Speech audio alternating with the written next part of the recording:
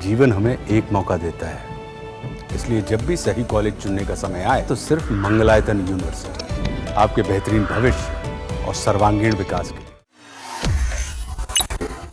तो बड़ी खबर अहमदाबाद प्लेन क्रैश को लेकर, जिसे लेकर तमाम वीडियो जो हैं वो सामने आ रहे हैं, रिएक्शंस भी आने शुरू हो गए हैं और रिएक्शन में ब्रिटेन की तरफ से भी रिएक्शन सामने आया है, जिसके बताया जा रहा है कि जो 242 पैसेंजर थे उनमें से ब्रिटेन की तरफ से इसमें 53 पैसेंजर इस फ्लाइट में सवार थे।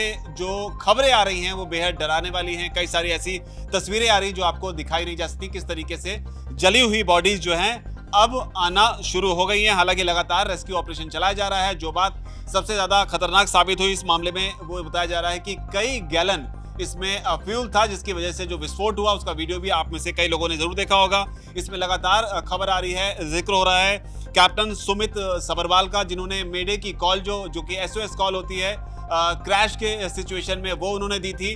किस तरीके से 1:38 में ये फ्लाइट जो है वो टेक ऑफ करती है और उसके बाद महज 2 मिनट के अंदर ही ये क्रैश कर जाती है। और आपके स्क्रीन पर जो इस वक्त मैप आप देख रहे हैं, इस मैप से आप अंदाजा लगा सकते हैं कि किस तरीके से इस फ्लाइट ने यहाँ पर इस प्लेन ने यहाँ पर टेक ऑफ किया और टेक ऑफ करने के बाद में किस तरीके से ये अपने रास्ते से भटका।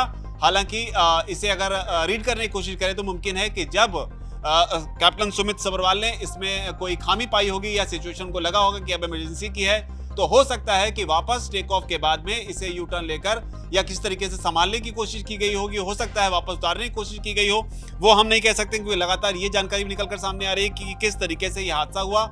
इसके लिए ब्लैक बॉक्स का जिक्र लगातार हो रहा है कि आखिर सिचुएशन फ्लाइट के अंदर उस समय प्लेन में बनी क्या थी, जिसके बाद में इस तरह की हालात जो हैं वो सामने आए। हालांकि अमित शाह जो हैं वो भी अब रवाना हो चुके हैं, इसके अलावा मोदी जो हैं वो भी इसमें अब एक्शन में आ गए। लेकिन हम जो बात कर रहे हैं वो बात कर रहे हैं रिएक्शन की, जिसमें ब्रिटेन का रिएक्शन है और असदुद्दीन ओवैसी का रिएक्शन है। पॉलिटिकल रिएक्शन में ममता बनर्जी का रिएक्शन भी शामिल है। सबसे पहले ओवैसी ने क्या कहा है, सोनम से जानने की कोशिश करेंगे। सोनम, ओवैसी इस मामले पर क्या बोल रहे हैं?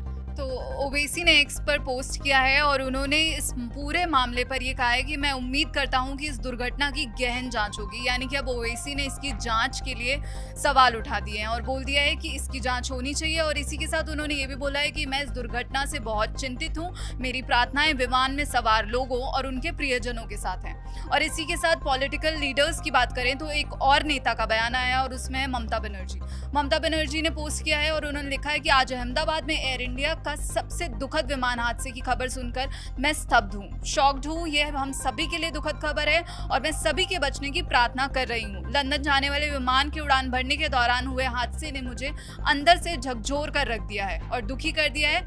हालांकि उन्होंने ये भी कहा कि मुझे सटीक आंकड़े तो नहीं पता, लेकिन मीडिया रिपोर्ट से ये पता चला है कि उसमें 242 यात्री सवार थे और वो प्रार्थना कर रही हैं कि जितने भी यात्री थे वो बच जाएं।